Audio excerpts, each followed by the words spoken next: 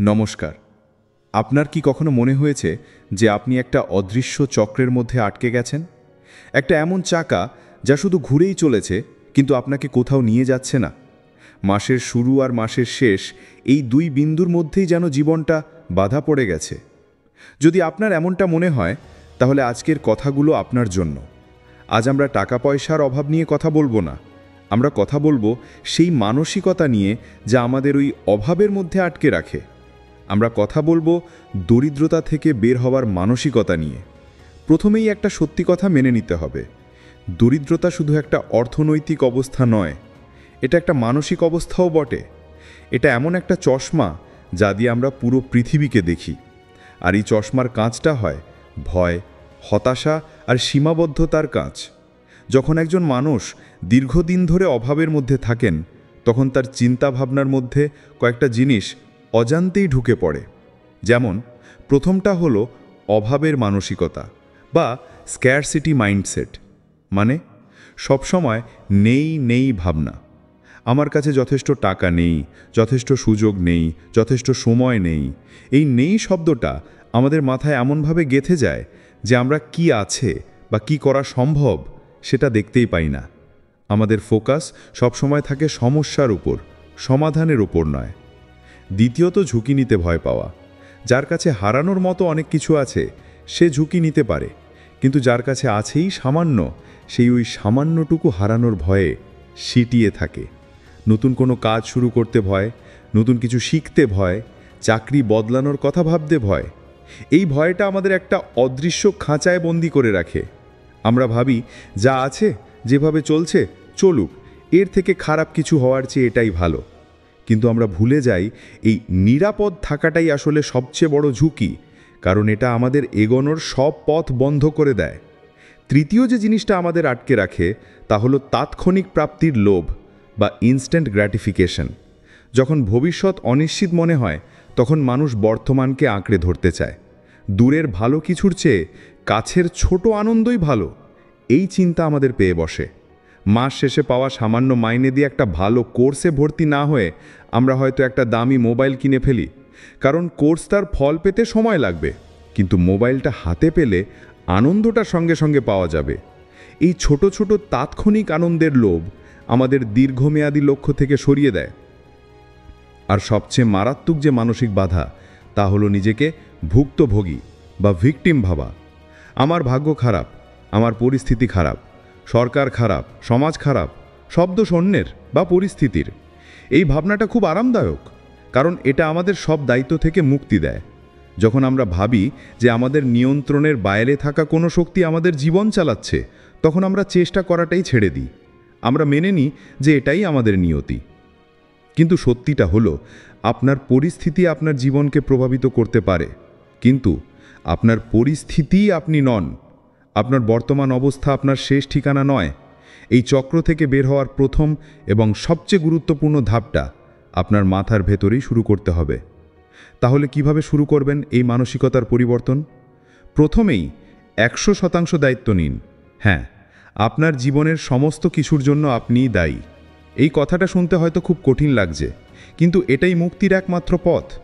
যেই মুহূর্তে আপনি নিজের জীবনের সব ভালো মন্দের দায়িত্ব নিজের কাঁধে তুলে নেবেন, সেই মুহূর্তে আপনি ভাগ্য বা পরিস্থিতির হাতে থাকা পুতুল থেকে নিজের জীবনের চালক হয়ে উঠবেন।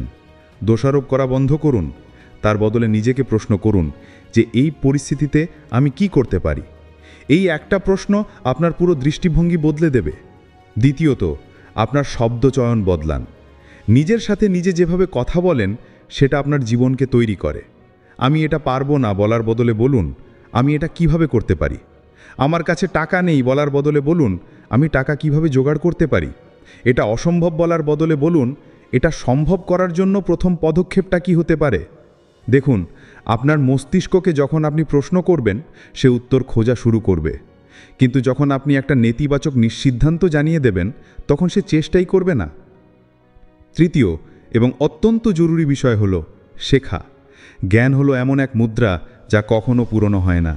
আপনার পকেটে টাকা না থাকতে পারে, কিন্তু আপনার মাথায় যদি জ্ঞান থাকে, তাহলে টাকা রোজগারের পথ আপনি খুঁজে বের করবেনই। বই পড়ুন, আপনার আগ্রহের বিষয়ে পড়ুন, সফল মানুষদের জীবনী পড়ুন, টাকা পয়সা সামলানোর বিষয়ে পড়ুন।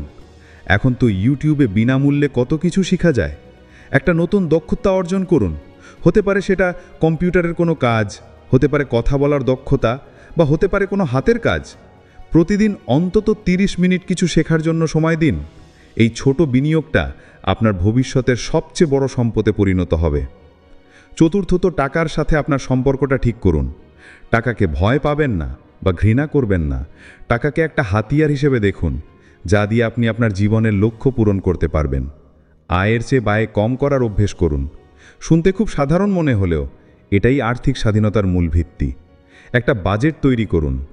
আপনার টাকা কোথায় যাচ্ছে তার হিসেব রাখুন। প্রতি মাসে সামান্য হলেও সঞ্চয় করার অভ্যেস করুন। 10 টাকা হলেও করুন, কিন্তু করুন। এই অভ্যেসটা আপনাকে আর্থিক শৃঙ্খলা শেখাবে।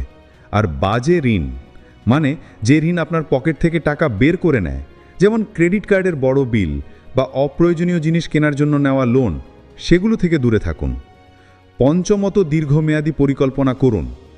আজ যা করছেন তার ফল হয়তো আজই পাবেন না। একটা আম গাছের চারা লাগালে পরের দিনই আপনি ফল খেতে পারবেন না। তার জন্য ধৈর্য ধরে যত্ন নিতে হয়। আপনার জীবনটাও ঠিক তেমনই। আজকের ছোট ছোট ত্যাগ, ছোট ছোট সঞ্চয়, নতুন কিছু শেখার জন্য দেওয়া সময়, এই সব কিছুই হলো ভবিষ্যতের জন্য আপনার বিনিয়োগ। তাৎক্ষণিক আনন্দের লোভ সামলে দীর্ঘমেয়াদী লক্ষ্যের দিকে এগিয়ে যান। আর সব শেষে আপনার চারপাশের মানুষ বদলান।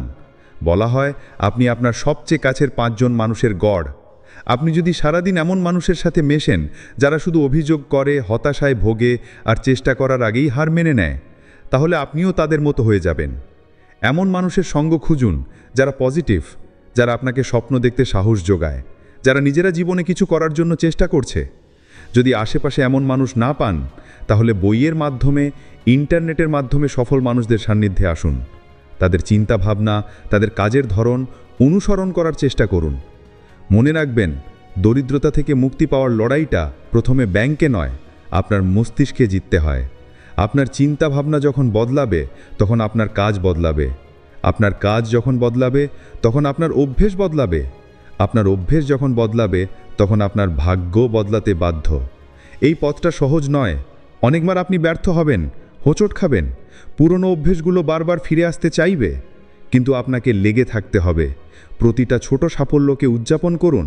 আর যদি 100 টাকার বদলে 90 টাকা খরচ করে 10 টাকা বাঁচাতে পারেন, সেটা একটা জয়।